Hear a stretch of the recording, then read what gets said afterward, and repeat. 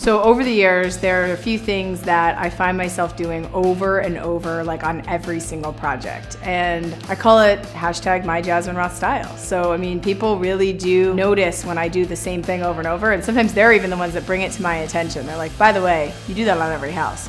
Really?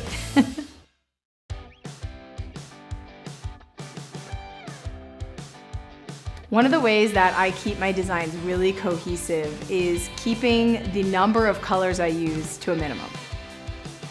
I might use like 4 colors in the entire house, inside and outside. We can only process so much. So as you pull up to the house and you see the garage door and you see the house color and you see the front door, you're kind of accepting these colors. So in this instance, I painted the garage doors this really beautiful dark red color. And then inside in the kitchen, in the windowsill, I put clay pots that were painted that same color. That way it carries that color all the way through the design.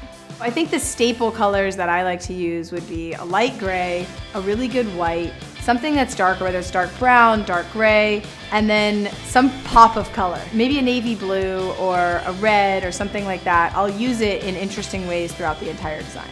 Look at the fireplace, that's cool. That's gorgeous. It's perfect. I love this color. This is the same color as the entry, so it all ties together.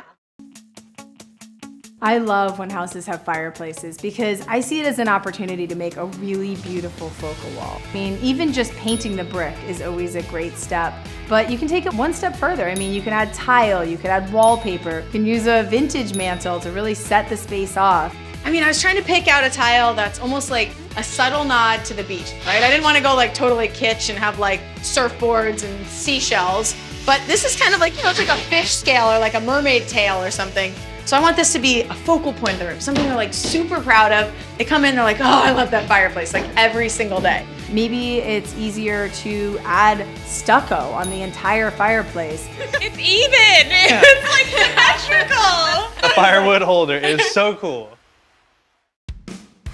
Once the dust has cleared and the construction is done, it's time to add back all the furniture and the finishes and everything that's soft and cozy to make a space really feel truly done. Cut the clutter.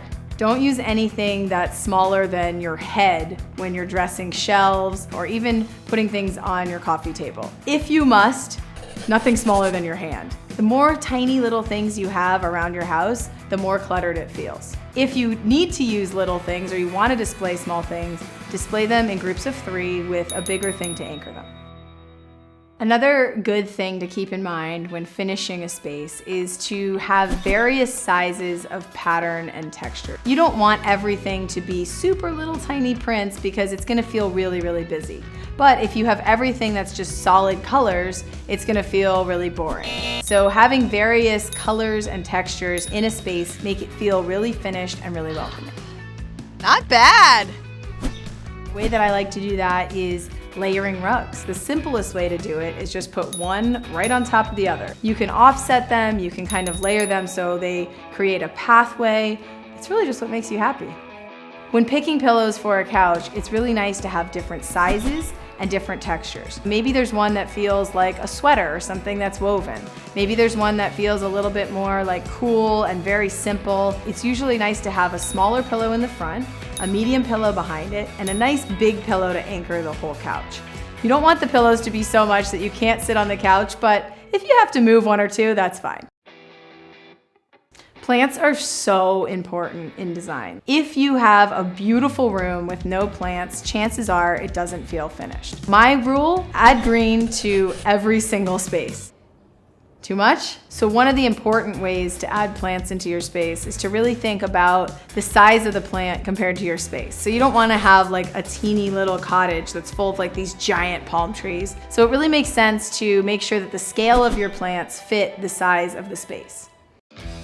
So the way that I like to really make sure that my design is finished is to think of the room in vignettes. Meaning, if I stand in the middle of the room and I look around and think how a photographer might take pictures of the space, that's a really good way to like double check your design. Fireplace would always be a vignette. So if you take a picture of the fireplace, does it have enough going on that it feels really finished? I would argue it needs a plant, a family photo, something with some color, something with some texture. And yeah, if you could take a picture of that fireplace and post it on your social media and be really proud of it, that means it's probably done. One of the ways that I really love finishing a space and making it feel like so personal is to add family photos. I had a bunch of the homeowners' family photos printed onto wood. It's so cute! I'm gonna cover the holes with this art so it just looks like this awesome gallery wall.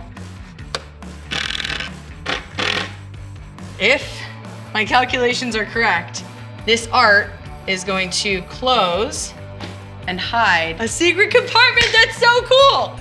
They don't have to be anything that are like taken necessarily by a professional photographer. All the things that you can capture in a photograph are a great way to make a space feel done, completed, and somewhere you really want to hang out. So I've got these 2 boards. I'm gonna sand them a little bit, I'm gonna stain them, and then I have these magnetic strips that I'm gonna attach so that we can take these photos and put them on the boards. And then when it hangs on the wall, it looks just like that.